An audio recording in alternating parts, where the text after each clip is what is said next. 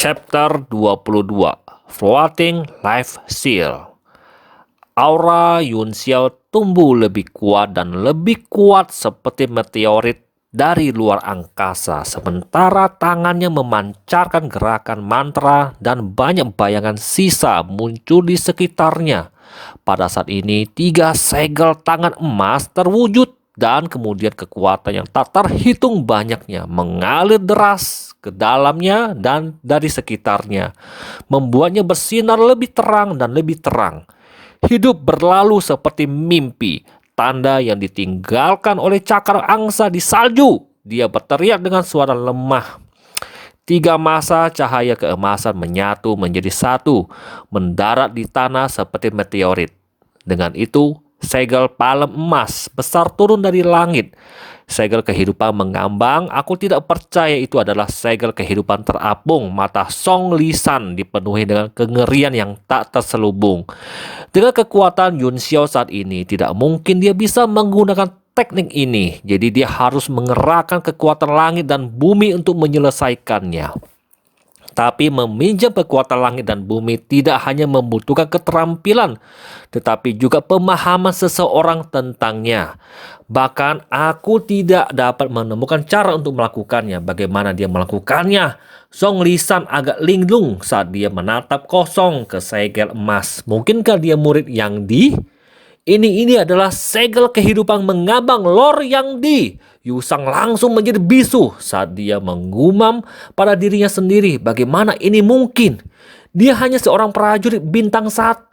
Bagaimana dia bisa memiliki kemampuan untuk menggunakan floating life seal? Apa hubungannya dengan Lord Yang Di?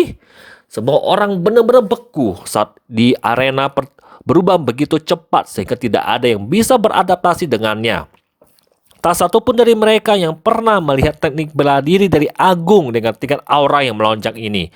Mereka semua menatap dengan mata terbelalak. Pikiran mereka kosong, sementara kerumunan itu benar-benar disambar petir. Lan Xuan benar-benar ketakutan di arena. Meskipun segel Pam belum tiba, kekuatannya yang menggetarkan surga telah menghancurkan semangat bertarungnya, mengubah pakaiannya menjadi abu dalam sekejap dan menyebabkan kulitnya retak dengan garis-garis berdarah. Boom! Segel itu jatuh ke tubuh Lan Xuan dan meledak menjadi cahaya keemasan yang menyilaukan, menjatuhkannya seperti balon yang tiba-tiba udaranya bocor. Aliran darah menyembur keluar dari tubuhnya saat dia terlempar puluhan meter jauhnya dan kemudian terbanting ke tanah, menghancurkan batu berlian. Phew, Yun Xiao menarik nafas dalam-dalam saat dia akhirnya mendarat di tanah. Wajahnya pucat dan biru dan tubuhnya sedikit gemetar. Serangan itu telah menghabiskan semua ki primordialnya, dan kekuatan langit dan bumi yang dia pinjam juga menghilang. Keheningan total menguasai arena. Kerumunan masih mengobrol dengan berisik ketika dia menggunakan nether sweep. Namun semua mulut tertutup segera setelah dia menggunakan floating life seal. Pada saat itu mereka telah memprediksi kekalahan Lan Xuan. Namun ketika itu terjadi, itu masih membuat semua orang ternganga dengan mata terbelalak. Satu gerakan, Tuan Muda keluarga Li yang tidak pernah menunjukkan bakat apapun dan disebut pecundang, telah mengalahkan pemimpin geng Xuan, seorang prajurit bintang 9 puncak yang menduduki peringkat ketiga di bagan kekuatan kecil dengan hanya satu gerakan. Dan itu adalah kekalahan yang meyakinkan tanpa ambiguitas. Segel kehidupan mengambang yang meminjam kekuatan langit dan bumi telah tertanam dalam di benak semua orang, tidak dapat dihapus. Pada saat ini semua orang menganga pada hasil yang sama sekali tidak terduga, termasuk Song Lisan, Luo Yunsang, Wang Fei, King Rushu, Cheng Shen, Han Bai, Yu Heseng, dan semua anggota Gang Xuan. Pikiran mereka sepenuhnya kosong. Wajah Yun Xiao sangat pucat saat dia mulai bernapas berat untuk mendapatkan kembali kekuatan yang telah dia habiskan.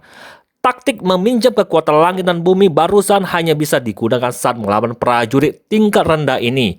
Karena terlalu lama untuk mempersiapkannya, pertempuran antara prajurit tingkat tinggi berlangsung cepat dan tidak ada yang akan memberi seseorang waktu yang lama untuk meminjam kekuatannya.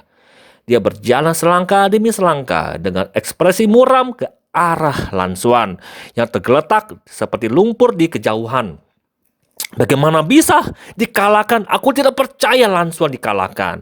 Dan dengan cara yang menyedihkan, dianiaya dengan sangat parah. Surga, dia adalah prajurit bintang 9 dan Li Yunxiao hanyalah prajurit bintang 1. Bagaimana kekuatan mereka bisa begitu berbeda? Song Lisan agak bingung juga, tapi pupil matanya tiba-tiba mengerut. Berhenti! Suaranya bergema seperti lonceng besar, mengguncang pikiran semua siswa yang hadir.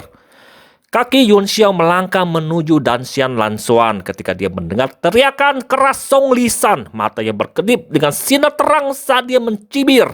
Seperti aku katakan, tidak ada yang bisa menyelamatkanmu. Meskipun dia terbaring di tanah dengan cedera serius dan tidak bisa bergerak, Lan Xuan sadar. Saat kaki Yun Xiao tumbuh lebih besar dan lebih besar di pupilnya, hatinya membengkak karena ketakutan yang luar biasa. Gila, orang ini gila. Dia bahkan berani melanggar perintah dekan. Apakah dia tidak takut diusir? Selamatkan aku, siapa yang akan menyelamatkan aku? Boom! Kakinya menginjak dantian dengan kekuatan yang kuat dan seberkas cahaya meledak keluar dari perutnya. Sementara itu kekuatan menembusnya dan keluar dari punggung bawahnya, merobek pakaian di punggungnya hingga berkeping-keping. Muntah. Seteguk darah jantung menyembur keluar dari mulut Lan Xuan. Tubuhnya langsung menjadi lemah seperti balon yang menyusut. Dan semangat serta kesadarannya menghilang dalam sekejap. Dia benar-benar pingsan. Seluruh penonton tercengang. Lan Xuan lumpuh. Li Yun Xiao telah mematahkan dantiannya dan benar-benar melumpuhkannya. Ketika dantian seorang prajurit rusak, dia lumpuh seumur hidup kecuali dia memiliki obat suci legendaris yang level 7 atau lebih tinggi. Song Lisan linglung. Bahkan dengan kecepatannya dia tidak bisa menyelamatkan Lan Xuan. Dia mendarat belasan meter dari kedua siswa dan menyaksikan dengan ekspresi kosong di wajahnya. Dia merasa bingung untuk pertama kalinya dalam beberapa tahun. Yun Sang menarik nafas dingin dan berlari ke arena juga. Karena dia melihat Yun Xiao berjalan menuju Lan Xuan. Dia berteriak, "Apa yang kamu lakukan?" Semua orang tercengang. Yun Xiao sudah melumpuhkan Lan Xuan. Jadi apa lagi yang dia inginkan? Oke, tunggu guys. Agak lemot ini. Oke, stop. Ya. Pak! Yun Xiao menyentakkan kakinya ke atas dan menjatuhkannya dalam sekejap. Setengah dari solnya dimasukkan ke dalam mulut Lan Xuan, mematahkan semua giginya dan merobek mulutnya. Akibatnya darah menyembur keluar dan menutupi wajahnya. Lan Xuan sudah dalam keadaan koma, tapi sarafnya mulai berkedut secara naluriah. Adegan itu membuat takut semua orang dan membuat mereka merinding. "Kamu terlalu kejam, nak!" Song Lisan menjadi marah sementara sosoknya berkedip dan berlari mendekat. Aku bilang aku akan memukulmu sampai berlutut dan membuatmu menjilat sepatuku. Aku belum membasuh kaki aku selama 3 hari. Bagaimana rasanya? Mempersempit matanya, Yun Xiao mengeluarkan tangan dan melakukan gerakan meraih, menarik liontin batu udara 5 warna yang dikenakan Lan Xuan di pinggangnya ke dalam genggamannya. Itu adalah apa yang dia tetapkan di hatinya. Setelah itu dia menendang Lan Xuan seperti sekantong sampah dan mengirimnya terbang menuju Song Lisan. Boom!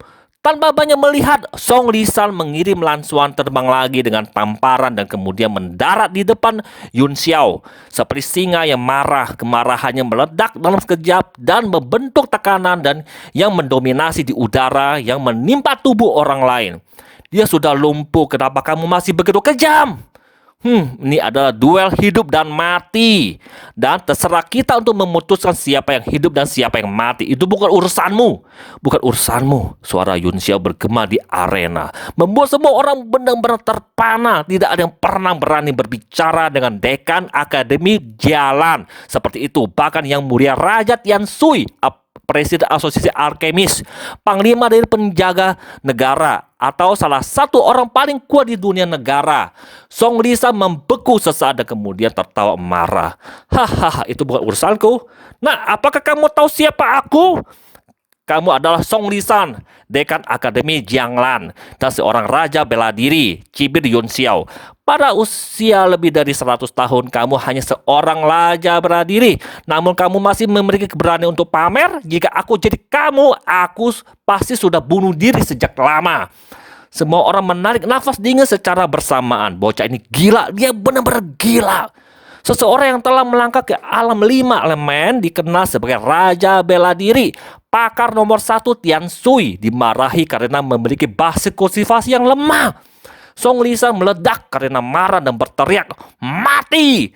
Tekanan yang memancar darinya membayangi kehampaan seolah-olah itu nyata. Runtuh seperti gunung dan membuat wajah Yun Xiao langsung jatuh. Di bawah tekanan tubuhnya bergetar hebat seolah-olah akan dihancurkan menjadi bubur. Seperti daun yang bisa bertiup angin kapan saja dalam badai, dia memelototi Song Lisan dan menggeram. Sepembuat kode tua, kamu berusia lebih dari 100 tahun, namun kamu menggertak aku, seorang bocah lelaki berusia 15 tahun. Kamu ada raja bela diri, namun kamu menggertak aku, seorang pejuang belaka. Jika aku tidak mati hari ini, aku akan membuat kamu membaik kembali 100 kali di masa depan. Ekspresi Song Lisan berupa drastis dan hatinya dipenuhi dengan kejutan besar. Dia tidak percaya bahwa prajurit bintang 1 kecil ini masih bisa mengangkat kepalanya tinggi-tinggi dan tidak berlutut di bawah tekanan raja bela diri. Dan yang membuatnya semakin ketakutan adalah kenyataan bahwa Yun Xiao memancarkan semangat bertarung di hadapannya, yang adalah seorang raja bela diri yang bahkan dia tidak berani meremehkannya. Kekeras kepalaan dan kemauan bertarung macam apa ini? Jiwa pantang menyerah macam apa yang ada di tubuh lemah bocah ini. Di kejauhan kepanikan Yun Sang berubah menjadi syok. Tatapan pantang menyerah di mata Yun Xiao telah sangat mengguncang hatinya. Perasaan apa ini? Mengapa penampilannya yang keras kepala memberiku perasaan yang begitu akrab? Matanya menjadi sedikit kabur dan keraguan mendalam menggantung di antara alisnya. Tiba-tiba secerca emas melintas di depan matanya dan dia berbalik dengan tergesa-gesa. 100 meter dari arena, patung Matthias Soferet menjulang tinggi di atas dunia, bersinar cemerlang di bawah sinar matahari. Sekian dulu guys.